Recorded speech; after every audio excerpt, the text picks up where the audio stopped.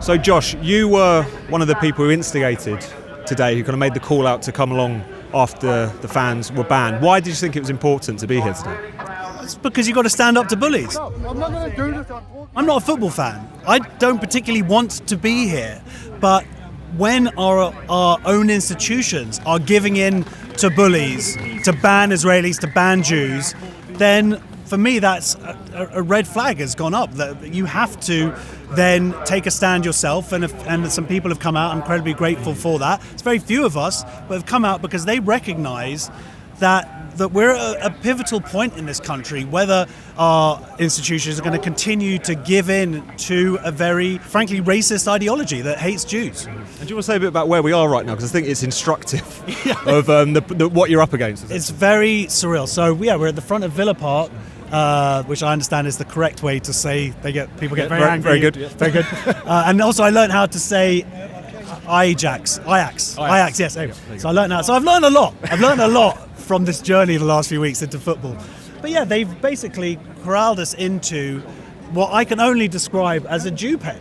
It's a fenced area where we've got the police out front blocking entrance, surrounded by the police over here, so that no one could come in and attack looking around here, mostly Jews who are here.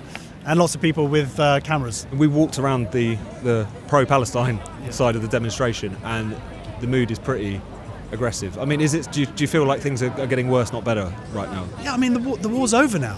The wars are over. Yeah, all the evidence is coming out. It wasn't a famine. It's not a genocide. Yet they're still coming out. They're still putting up flags. They're still putting up posters saying Zionists, aka Jews, are killing babies. It's this blood libel that has been around for literally thousands of years, and it's taken on a new form. Now, the difference is that our authorities, I'm not saying that they agree with it, but they are not standing up to it. And that is what they should have done today. They made a decision for their own ease of life, rather than stand up to parts of the Muslim community and say, you know what, actually, we live in a country where we will allow Jews to come to watch a football match. And I'm sorry that you don't agree with that, but you've got to suck it up. And they haven't done that. And instead they've gone, it's easier, we'll just ban the Jews, keep the Jews out of here, and then the problem will go away. And just finally, in your speech, and in a lot of the speeches here tonight, there's been a lot of reference to how alarmed a lot of British Jews are, particularly with what's been going on at the moment, how even allies of the Jewish community would be scared to come to an event like this. What's your message to people who do want to stand up but maybe are a little bit concerned about coming to something like this? Well, I was very uncertain myself yesterday. Fortunately we've had organised our fight, and Mark, who runs that, has liaised with the police. And if I'd just been walking by myself from the train, I was going to do it because I made a vow to do it, because I can't live in a country which facilitates this level of intolerance, that facilitates a no-go zone for Jews. But the message to not just the Jewish community, but really the silent majority who I believe are out there, is this is how it starts. Lies about 14,000 babies being killed, lies about hospitals being bombed. It adds up to the dehumanization of Jews.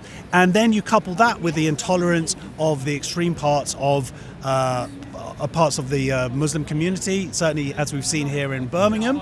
They've been emboldened. So yeah, they won. They got their way. They wanted the Israeli fans to not come for spurious reasons. Well, they got it. Now they're trying to say, immediately they're pivoting to, well, we don't want the football team to play, and now we're going to ban all Israeli football teams, and now we're not going to have any Jews in. This is how it works. Yeah. But there is a power with coming together and fighting against that in fairness, because that's what this country is. We're a fair country, and I think people see that intolerance, and people will hopefully stand up to it. And I'm saying that time is now.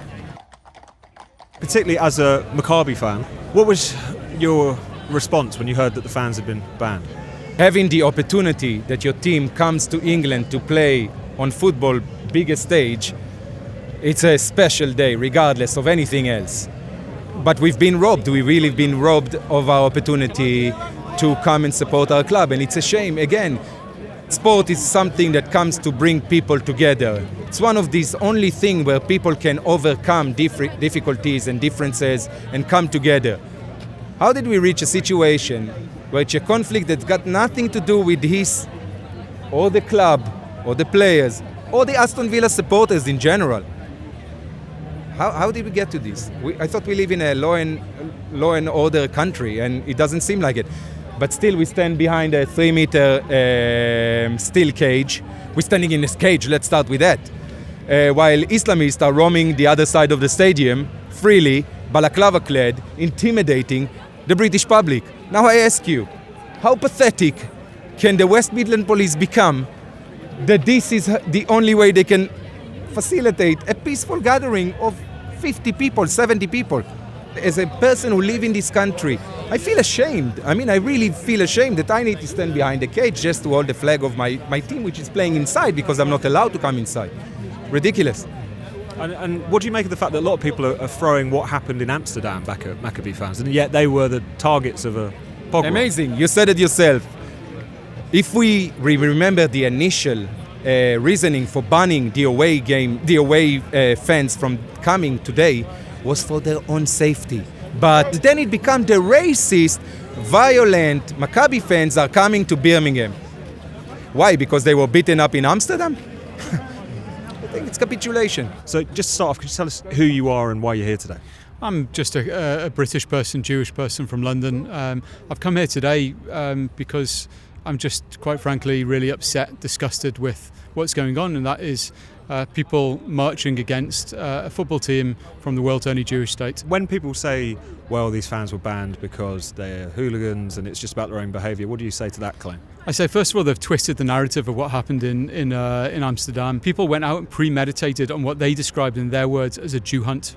Lord Mann, in the House of Lords, the anti-Semitism czar, he's been over to Amsterdam. He's seen the court rulings. He's spoken and interviewed people extensively, and he's quite clear that this was a premeditated attack on Israeli fans. And let me tell you, when they caught the Israeli fans, they didn't ask, are you from Maccabi Tel Aviv? They didn't ask, are you from Israel? They said, are you Jewish? And that included people who weren't Jewish that they thought might be Jewish. So the fact that we've twisted that narrative to then impose a ban on safety and security reasons on Maccabi Tel Aviv, I think is just quite frankly disgraceful. So, Mark, you were one of the organisers of the demonstration here today. Why did you think it was important that both British Jews and their allies were here on the day that Maccabi play Aston Villa? Yeah, absolutely. I thought it was important, and as you probably heard from the speeches, a few of us said even if there's only 3-4 of us, we would have been here.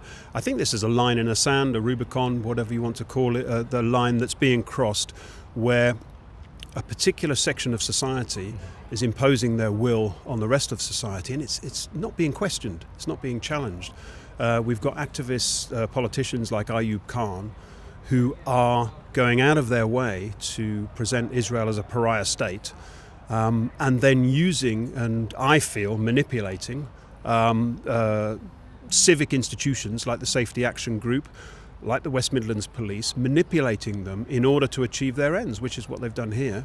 They've managed to get the Maccabi Tel Aviv fans banned under the guise of safety violence, but it's part of their bigger, much more cynical attitude towards Israel and Israelis, and presenting it as a pariah state. Mm-hmm. And so we've just come back. We were escorted to the designated protest spot. I couldn't help but notice that it was essentially caged off, and we've just been escorted back. What do you think that level of police presence for a demonstration like this says about where this country is at the moment? On the positive side, I think it shows that the police showed willing. And we're really grateful. They've worked with us during the course of this week. They've been really, really good helping us to facilitate this. So on that side of it, I think it's really good. I am a bit worried that people are talking themselves into more friction and more division than there really is, because I think we should be drawing attention to people like Ayub Khan and people like Shakil Afsa, the people who are organising the other protests that you went to, and calling them out and saying you are trying to encourage young people, young Muslims, to come out onto the street and under the guise of defending your community. And I think we should call it out. We're not in a race war. We're not in a violent situation at the moment. And I think if we call out those people, we may be able to separate them off from the ordinary people who want to go to a football match, who want to bring up their kids, who want to just do ordinary things in this country. So I agree with you, it's shocking when you see that level of policing, but I don't think that indicated that Aston was about to descend on everybody and rip the Jews apart, you know. And your organisation is called Our Fight, and I know it's non-Jews and Jews who have been coming to your demonstrations and whatnot, but particularly on the question of people who aren't Jewish, why do you think it's important that they turn out, show their solidarity to British Jews at the moment?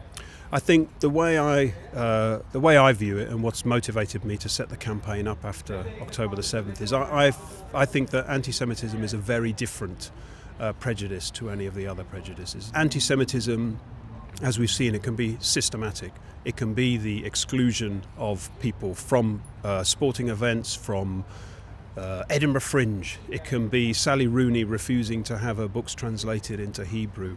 It can be people standing up in Parliament and presenting Israel as more extreme and more supposedly genocidal than anybody else. So anti-Semitism has this kind of unique character where it's able to get people to suspend civilized values, like we see here. Like people we've talked to this evening, different journalists, they're actually defending what happened here this evening. They're defending the fact that Jews and Israelis were not able to come here because somehow Maccabi Tel Aviv fans were more violent. And that's what I mean by anti-Semitism. It's this idea that there's something special. They will justify the suspension of democratic and civilized values by using this prejudice, which makes it very different to any other kind of prejudice. And just finally, one of the themes of a lot of the speeches was the fact that there would be a lot of people who might want to come, but didn't feel that they could. I mean, what's your message to those people who see what British Jews are up against and want to show support, but maybe are a little bit too fearful or don't know how to do it, I suppose? Yeah, I think that's a really important point that you draw out there, and I'm glad people were making that point tonight, that it's true. So in the weeks leading up to this, we've had messages from everywhere. I mean, from, the Israeli embassy all the way down to people's mums, telling them, don't go, please don't go, please don't go. But on the one hand, we felt there was a principle, so we had to come, like we said before, that there's a line in the sand that we had to come. But then also we felt that at the end of the day, there's a lot of ordinary people who live around here who aren't really going to be supporting Ayub Khan and Jeremy Corbyn and this kind of message. And we wanted to prove that. We wanted to sort of come here, make it visible to people that you can come here, you can have a protest. You saw yourself, there were shouts, there were people shouting, baby. It's not like it was all, a kumbaya, but at the same time, it wasn't a riot. So to answer your question, our message to people is, it is possible to do something. Please join with other people, try and do something. It is possible to speak out in your school, in your governor's meeting, in your trade union. Just try it. You never know.